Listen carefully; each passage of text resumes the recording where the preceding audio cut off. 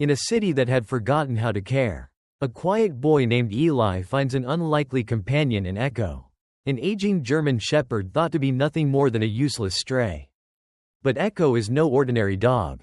Once a decorated K9 assigned to a covert military unit, Echo had survived a mission gone terribly wrong, a mission the government buried.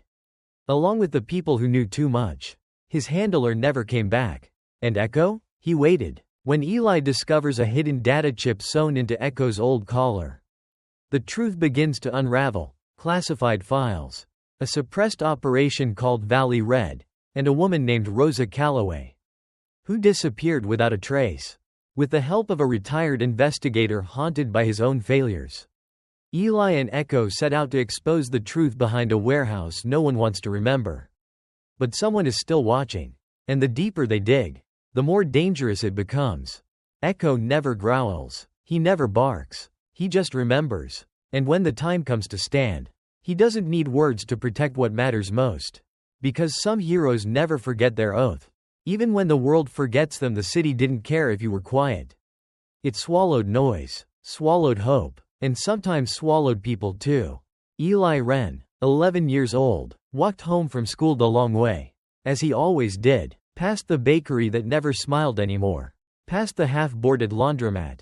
Through the alley behind Park Street, where puddles never dried, and the walls whispered with peeling paint. His shoes were too big. Gifted by a church charity last fall. His coat smelled faintly of someone else's cigarette smoke. Trailing behind him was Echo, a German shepherd with a stiff gait and silver streaks around his eyes. He walked close but not too close. As if guarding Eli but never wanting to be seen doing it. Most people ignored the dog, assuming he was just another stray. If they noticed his posture, the way he constantly scanned doorways, the way he always positioned himself between Eli and trouble, they might have thought again. But in this city, no one looked twice. Not at a boy, not at a dog. They met a year ago. Eli never told the full story. Not even to his grandma. She just said, "If that dog chose you." Then he saw something worth guarding. Echo never left his side after that night. He never barked, never begged, never even ate unless Eli gave permission. The old shepherd simply stood watch, quiet and firm like a statue that had once stood for something. That afternoon, the alley stank of damp trash and old regret. Eli tightened the straps on his backpack, mostly empty save for a broken watch, a library card, and a sketchbook full of monsters he couldn't name. Then came the voice. "Hey, rat boy." Eli flinched but didn't stop. The footsteps behind him grew louder. 3 shadows spilled into the alley, led by a tall boy in a cracked leather jacket, Griffin Vane. 14. Mean. Angry in the way kids get when the world teaches them too early that softness is a weakness. "Thought you'd get away from me today?" Griffin jeered, grabbing Eli's backpack strap and yanking him backward. Eli stumbled. Echo didn't bark. He stepped forward with a low growl rumbling like distant thunder, positioning himself between Eli and the boys. Griffin laughed. "That mud again? I thought someone picked him up." "Leave him alone," Eli muttered. Griffin's smirk widened. "Make me." Then he lifted his boot and shoved Echo hard in the ribs. The dog didn't fall. He stood, slowly, deliberately, his head lowered, shoulders squared. For a heartbeat, something ancient returned to his gaze. Not rage, not pain, just purpose. The kind of purpose that never rusts, no matter how long it's been buried. Echo didn't attack. He simply stared at Griffin. Eyes locked. The kind of stare that makes men hesitate. Griffin stepped back, muttering, "Freak dog." Then he turned and walked away, dragging his gang with him. Eli exhaled. He dropped to his knees beside Echo, brushing the dog's fur where the boot had landed. "You okay?" he whispered. Echo nuzzled him once, then sat, ears alert, eyes on the alley's mouth. The silence that followed wasn't empty. It pulsed with a shared understanding. The world had tried to shove them both into corners. But they were still standing. That night, as rain tapped softly against the windows of the small apartment Eli shared with his grandmother, he sat cross-legged on the floor with Echo at his side. He turned the old collar over in his hands, the military kind, with faded tags. One small scratch across the back read, "Echo, K9M472 Honor through Service." He didn't know what it meant yet. Not all of it, but he would. Because Echo hadn't just chosen to stay with Eli. Echo was waiting. For something. For someone. For the moment a buried truth would claw its way back into light. And when that moment came, Eli knew. He wouldn't be alone. It was 2 a.m. when Eli woke up to the sound of breathing. Not the soft, steady rhythm of Echo sleeping, nor the light snore of his grandma down the hall. This was different. A breath that didn't belong in a home so small. Sharp, wet, like someone trying to stay quiet while bleeding. Eli froze, heart thudding. Echo was already standing, still as stone, his body rigid, his ears pricked, nose twitching, head tilted toward the front door. Then, without a sound, he padded across the floor and placed his weight against it. Not barking, not growling, waiting. Eli tiptoed closer, his breath shallow. He placed a hand on the dog's shoulder, feeling the muscle beneath fur tighten like a coiled spring. Then came the knock. Soft, measured, 2 taps. Pause. 1 more. Echo didn't move. The knock repeated. Eli reached up and slid the chain lock into place, just in case, then peeked through the peephole. But there was no one. Just the glow of a flickering hallway bulb and a shadow that didn't quite match the angle of the light. By the time he turned back, Echo had already walked to the corner of the room, the collar in his mouth. Not his regular one, the old military strap, the one Eli had found buried at the bottom of a moving box months ago. Wrapped in oilcloth and sealed with twine. They never used it. Echo had never asked for it, until now. Eli crouched and took it gently. "Is this it?" he whispered. "Is this what you've been waiting for?" Echo sat, straight-backed, and looked at him, not past him, not through him, but into him. There was something urgent behind those amber eyes. Something he couldn't say aloud. So he'd shown it instead. Eli flipped the collar in his hands, running his fingers along the inside stitching. The old tag clinked faintly, Echo. K9M472, but there was something else. A bump in the lining. Something tucked beneath the leather. With careful fingers, Eli pried it open. Inside was a tiny data chip. Scratched, dusty, and nearly invisible. He didn't understand it, not yet, but Echo had kept it safe. Hidden. For years. Maybe. For someone who never came. Until now. The next morning, Eli skipped school, not out of laziness or fear, but because something in his bones told him this mattered more. His grandmother didn't question it. She simply placed a hand on his shoulder, her eyes tired but knowing, and said, "Be careful." They took the long route downtown, past the train yard and beneath the graffiti-smeared overpass.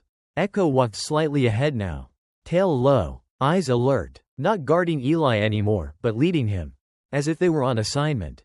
The library on 7th and Pierce had once been a courthouse. Now it smelled of old paper and broken secrets. Miss Delia, the librarian, let them in without a word. Everyone in the neighborhood knew Echo by now. Most didn't talk about the scars on his flank or the way his ears would twitch when doors slammed. They just made room. In the corner computer booth, Eli inserted the chip into the USB reader. The screen flickered. Password protected. Eli sighed. Of course. He leaned back, frustrated, but Echo nosed the keyboard once. Then looked at Eli with a patience that felt earned over lifetimes. Eli tried the only thing that made sense.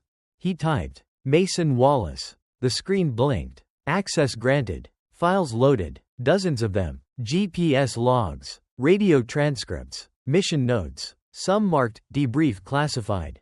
Others flagged with names that meant nothing to Eli, but might mean something to someone else. Then, one file near the bottom. Incident_Valley red_suppressed. Eli clicked it open. There were photos. A warehouse. A fire. A body. Echo in uniform, standing over it, injured, alone. And in the bottom right corner, a name stamped across the official report. Commander Eli G. Rourke, case closed. Except it wasn't. Echo's quiet breath beside him said so. This wasn't just Echo's past. It was unfinished business. Commander Eli Rourke. The name echoed inside Eli's head like a drumbeat he couldn't shut out.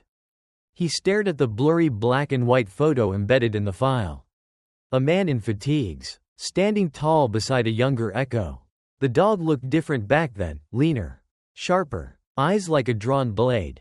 Rourke had one hand resting on the K9's back, a rare smile tugging at his lips. Beneath the photo was a status line in red. Deceased. Non-combat incident, internal affairs declined review. Eli's throat went dry. "This is you, isn't it?" he whispered, turning to Echo. The old shepherd didn't move. But his eyes didn't blink. Didn't break contact. Eli didn't need him to speak. He understood. This wasn't just a handler. This was someone Echo had once sworn to protect. And somehow, Echo had survived a mission that should have buried them both.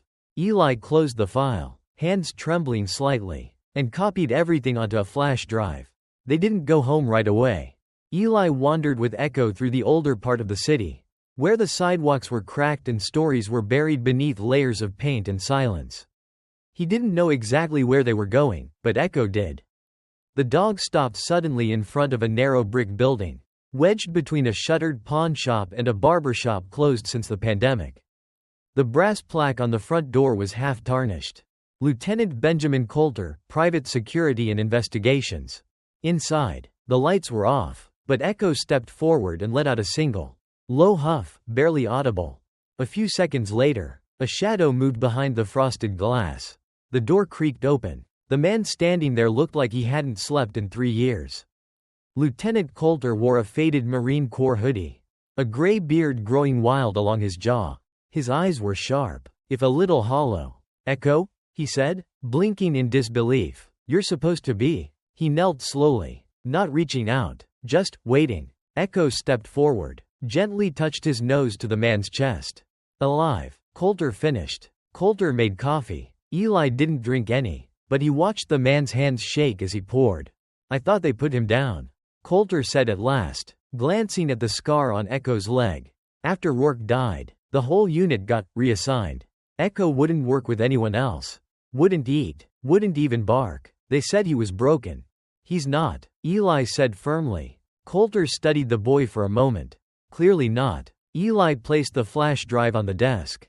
"Do you know what this is?" Coulter plugged it into an old laptop. As the files loaded, his face changed. He clicked through the reports, slower with each document, until he stopped on the Valley Red incident report. "They buried this," he said quietly. "Rourke found something he wasn't supposed to. Echo was with him when the whole thing went sideways." "What did they find?" Eli asked. Coulter shook his head. "No one knows. The warehouse fire wiped out the evidence. Official story said it was an accident. But Echo came back with shrapnel in his leg and blood that wasn't his." He paused. "I think Echo was trying to drag Rourke's body out when backup arrived. They had to sedate him." Eli looked at the dog. Echo was still, calm, but his eyes were watching the screen, watching history be unburied. "I think he's been waiting for someone," Coulter said slowly. "Someone who'd care enough to ask the questions." Eli didn't answer right away. Then he said, "Will you help us?" Coulter sat back. For the first time, something sparked behind his eyes, something that looked a lot like the man he used to be. "I'll help you," he said, "but you need to be ready. If Echo's carrying the truth, someone out there didn't want it found." Outside, the city rolled on, unaware that a storm was beginning to rise again. And at its center, a boy, a forgotten dog, and a truth that refused to stay buried. By sunrise the next day, Eli had memorized the file name. Valley Red _suppressed. The images inside haunted him, not just because of what they showed, but because of what they didn't. There were missing timestamps, redacted coordinates, every document screened. Someone erased something. But Echo remembered. And Echo was leading him back to it. Lieutenant Coulter had made a few calls after breakfast, quiet ones, to old friends who still owed him favors. The name, Valley Red, was like a ghost, half remembered in police databases. Never officially logged, no official addresses, no crime scene photos outside of the ones Echo carried in his collar's hidden chip. But then Coulter found it. A scrap of zoning paperwork buried in a utilities record, an anonymous warehouse listed under a shell company. Purchased the week before the incident, and abandoned right after. The address, 472 Mercy Lane. It was on the industrial edge of the city, past the freight yard, a place no one visited unless they were looking to disappear. By noon, they were in Coulter's beat-up black SUV, bouncing down a potholed road. Eli sat up front, his hands clenched around Echo's collar. Echo stood in the backseat, staring through the window with quiet precision. as if he already knew what they'd find. 472 Mercy Lane looked like every other condemned building on the block, tin walls. No markings, windows long since boarded, but Echo's ears twitched the moment they stopped. He stared straight ahead, his tail stiff, body rigid. Coulter frowned. He knows this place. Is it safe to go in? Eli asked. No, Coulter muttered, which means we should absolutely go in. He picked the lock in under a minute. The metal door creaked open into darkness. Dust hung in the air like old breath.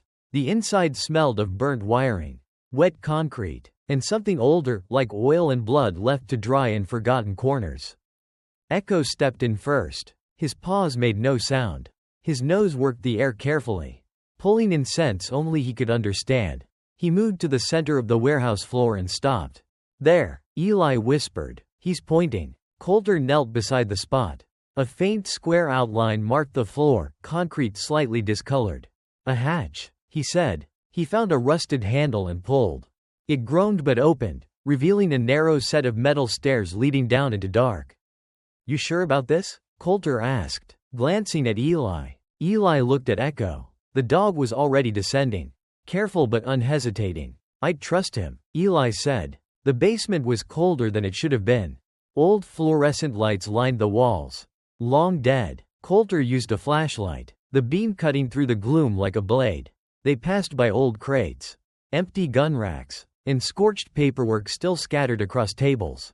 Someone had tried to burn the truth. But fire doesn't always erase what matters. In the back corner, Echo stopped again. This time, he didn't point. He growled. A low, vibrating sound that made the hairs on Eli's neck stand up. What is it? Coulter whispered. Then they saw it. A small door, metal indented. Someone had tried to weld it shut but never finished.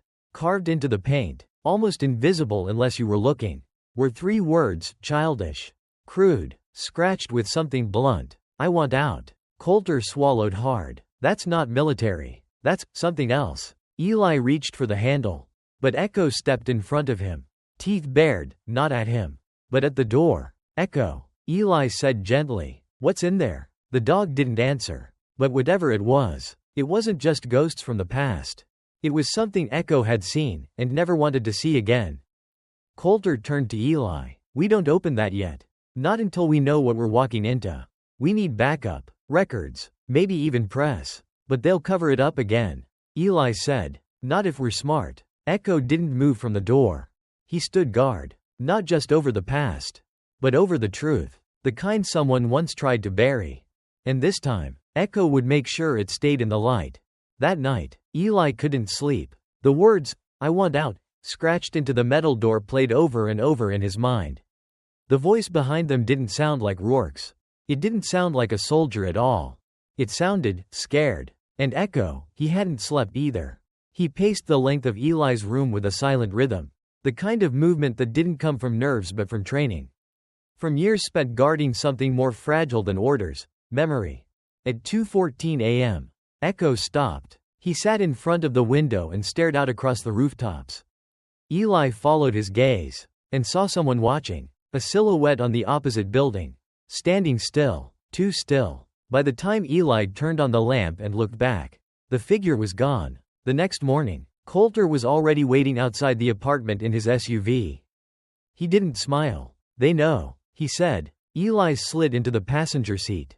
Echo climbed in behind. They who? Coulter didn't answer right away. Instead, he handed Eli a manila folder. Inside, a single printout of a police database entry. It was blurry, low resolution, and had been flagged with a digital red warning. Restricted, do not pursue. But the name was clear enough. Rosa Calloway, civilian informant. Age, unknown. Status, missing, presumed dead. She was the only witness tied to Valley Red. Coulter explained. She wasn't a soldier. She was something else. Cleaner, maybe, informant, or just someone who saw too much. Her name was erased from all official logs, except for one record I dug out of a local hospital's old reports. She was admitted 2 nights before the warehouse fire, bruised ribs, chemical burns, restrained wrists. Eli's stomach turned. Echo knew her? I think so, Coulter said. That message on the door. She might have been the one who wrote it. Eli stared at the name. Rosa Calloway. If she'd survived the warehouse, she'd vanished right after. No funeral, no investigation, no justice. Until now. They drove in silence for a while, headed toward the west side of the city, an older district of shuttered factories and tenements long forgotten by development plans. Coulter pulled up to a crumbling red brick building with ivy choking its windows. A rusted sign above the entrance read, "Ridley Home for Girls, closed." "This place used to take in runaways," Coulter said. "Kids who didn't want to be found." Rosa's hospital record listed this as her last known residence. "I figured it was worth a look." Eli and Echo followed Coulter through the broken fence. The front door was chained, but the back had long since collapsed. Inside, the air was thick with mold and rot, but the bones of the building remained. Dorm rooms with broken beds, faded murals of birds and stars, and long halls that seemed to stretch farther than the floor plan allowed. Echo led. He moved with a sudden intensity Eli hadn't seen before. Not just alert, but remembering. He stopped at the far end of the main hallway, at a door with a busted lock. Inside, a room barely larger than a closet. A mattress on the floor, a cracked mirror, and carved into the wall, beneath layers of peeling paint. I still remember. 3 words. Same hand. Same fear. Coulter knelt beside Echo. This is where she stayed. Eli's fingers brushed the wall. She was trying to leave a trail.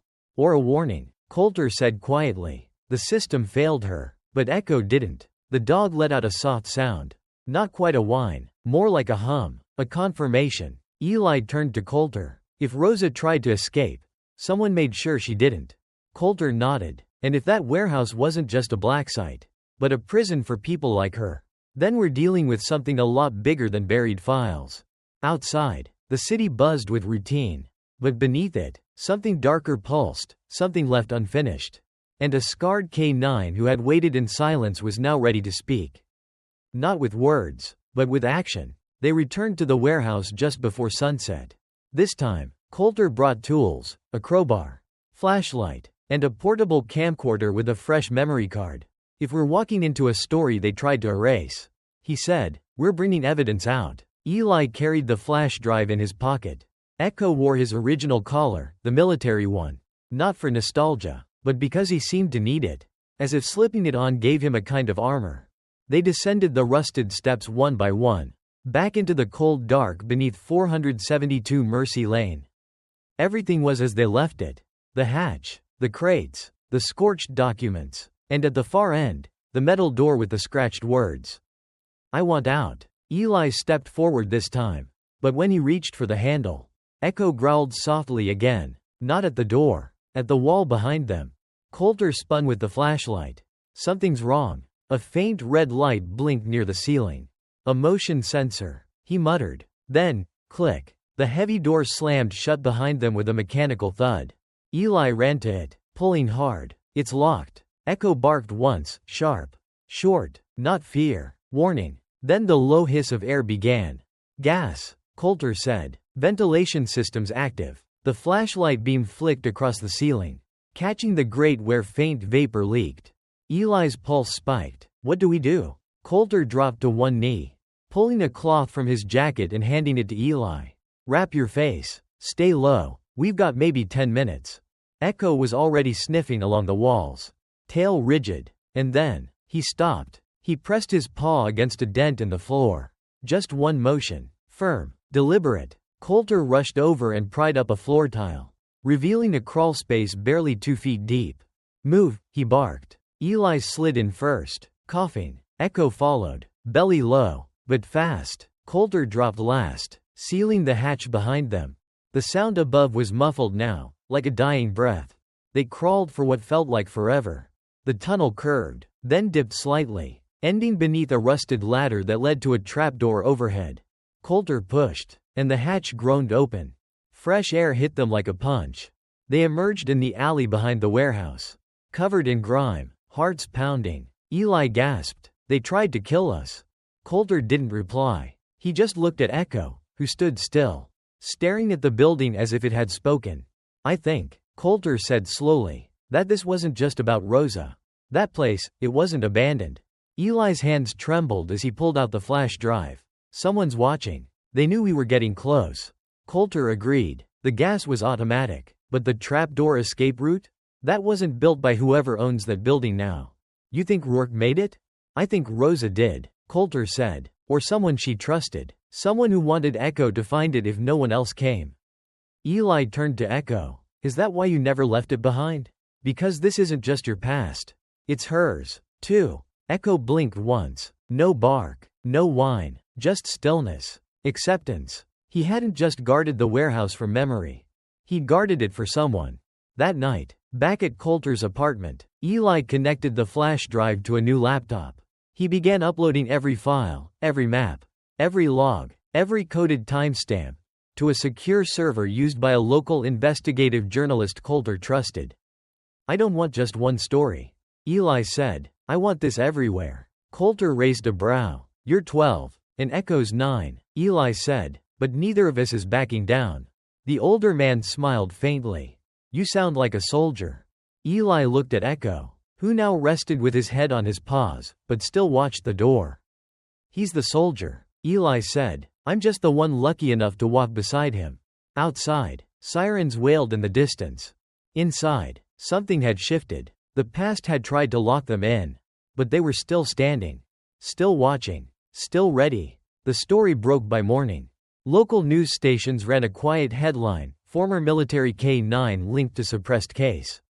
But it wasn't until the independent outlet Civic Current published Coulter's full report. With Echo's photo beside the words, loyalty buried, truth unearthed, that the floodgates opened. By noon, hashtags trended. By evening, so did threads. Coulter's phone lit up with blocked numbers. Eli's school received anonymous complaints. Someone tried to break into the apartment building's basement that night. But Echo was already waiting by the stairwell. He didn't bark. He just stared at the door until the footsteps fled. They're scared, Coulter muttered, closing the blinds tighter. Of a dog? Eli asked. Of what he remembers, Coulter replied. And who? They weren't the only ones digging. Eli spent the next day tracing the names in Echo's files. Many were initials, coded aliases, but one kept appearing beside each debrief and report approval. L. Renner. Clearance level, Omega 5. Role, civilian oversight. He wasn't military. He wasn't law enforcement. But his name was everywhere. Eli cross-checked it with old nonprofit tax records. One result blinked back at him. Renner Biotech Initiative, dissolved 2 months after Valley Red. Renner wasn't a commander, Eli whispered. He was a funder. Coulter leaned over his shoulder. That name never came up in Rourke's records. Because he wasn't in the system, Eli said. He was above it. And then Echo stood up. He padded across the room to Coulter's desk, nudging a framed photo onto the floor. It cracked against the hardwood, but what was behind it mattered more. A second photo, faded, buried behind the glass. Coulter's old team. 6 men in uniform, 1 woman, and Echo, years younger. Ears perked. Beside a man who wasn't Rourke. Coulter's hand trembled slightly as he picked it up. That's from Cairo. Before Rourke took Echo, he was assigned temporarily to our joint task force. Who's that? Eli pointed. A man in civilian clothes. Suit jacket. Smug smile. Coulter's eyes narrowed. That, he said slowly, is Leonard Renner. They found him 3 days later. In a luxury condo near the waterfront. Surrounded by security guards and silence. Officially, he was retired. Unofficially, he still advised risk mitigation teams tied to defense contractors. The kind that didn't exist on paper. Coulter got them in the building by flashing his old credentials and name-dropping a few journalists. But Renner wasn't interested in talking. Until Echo stepped into the elevator. The old shepherd's eyes locked onto the man in the hallway like a blade. And for the first time, Renner paled. You, he muttered, backing up a step. You remember him? Eli asked. Renner didn't answer. But Echo did. He walked forward, slowly, methodically, and sat, not in front of Renner. Beside him, blocking the hallway camera's view. Coulter leaned close. The warehouse. The suppression orders. Rosa Calloway. We know everything. Renner swallowed. You have no proof. Not yet, Eli said. But we have him. Renner looked down at Echo, and for a heartbeat. His lips parted like he might beg. But he didn't. He simply whispered. He was never supposed to survive. Echo didn't growl. He didn't move, but the silence that followed was deafening. That evening, back at Coulter's apartment, Eli stared at the laptop screen. An email sat in his inbox from an investigative podcaster. Subject line: "Ready to go public?" Coulter nodded slowly. "We've got the files, the names, the photo." Renner's reaction: "If we move now, it goes national." Eli looked at Echo, who sat quietly by the door, watching the city breathe through the window. "Do you want this?" Eli whispered. Echo turned. He walked over, rested his head gently on Eli's knee, and stayed there, not as a soldier, not as a weapon, but as something stronger, a witness. Tomorrow, the world would know the truth. But tonight, in the quiet of a small apartment filled with shadows and resolve, a boy and a dog held onto the only thing more powerful than secrets: each other. The story aired 3 days later. Not as a headline, but as a reckoning. Operation Valley Red: the truth buried beneath a forgotten dog tag. The podcast went viral in hours. News outlets picked it up. Photos of Echo, before and after, flooded social media. Hashtags trended. Veterans groups called for official inquiries. Rosa Calloway's name was spoken aloud in a congressional hearing. And for the first time, a forgotten civilian was honored not as collateral, but as a victim who had tried to survive. Leonard Renner vanished. His company's offshore accounts were frozen, but he never showed up to testify. Word spread that he'd boarded a flight to a private island 2 days before the subpoenas hit. Still, it didn't matter. The world now knew. And Echo, no longer just a useless stray, was being called something else. The dog who didn't forget. The ceremony was held in City Hall, a makeshift honor in a city that didn't know how to say thank you properly. Eli stood at the front in a borrowed blazer, slightly too big at the shoulders, next to Coulter, who hadn't worn a tie in years but did that day. His hair combed back, his service pin glinting. A crowd had gathered: journalists, local kids, veterans, even a few politicians hoping to be seen in the glow of something pure. But it was Echo who silenced them. He walked to the center of the podium and sat, straight-backed. Eyes forward, chest lifted not in pride, but purpose. Mayor Whitaker cleared his throat. "Today we recognize a veteran not of words, but of silence, a witness not just to injustice, but to integrity." Sergeant Echo, formerly of K9M472, stood watch over a truth others tried to bury, and in doing so, reminded us that loyalty doesn't retire. The crowd applauded. Echo didn't react, but his eyes scanned the room like he always had, guarding, watching, ready. That night, the apartment felt different. Not louder, not quieter, just still. The kind of stillness earned, not given. Eli sat beside Echo on the back porch. The sky was clear. For once, stars blinked faintly between city lights. The air carried the hum of distant traffic and the memory of things that used to hurt more. Echo rested his head on Eli's thigh. Breath slow. "You can rest now," Eli whispered. "You kept your promise, even when no one else did." Echo didn't move, but Eli saw it. The soft flicker of his ears. The way his muscles finally eased. No tension, no waiting, only peace. 2 weeks later, a small memorial plaque was mounted outside the old warehouse. Steel, brushed by hand, with only a few words. "In memory of Rosa Calloway. You were never just a number. You were someone Echo remembered." Coulter placed the plaque himself. Quiet, no cameras. Some truths don't need speeches, he told Eli. Just someone willing to keep them standing.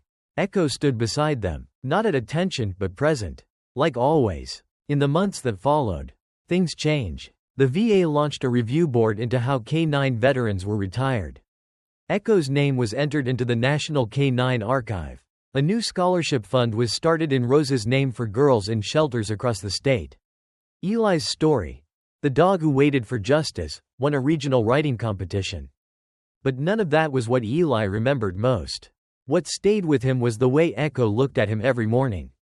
Not as a boy needing protection, but as a partner, equal, trusted. And one morning, near winter, Echo didn't rise with the dawn.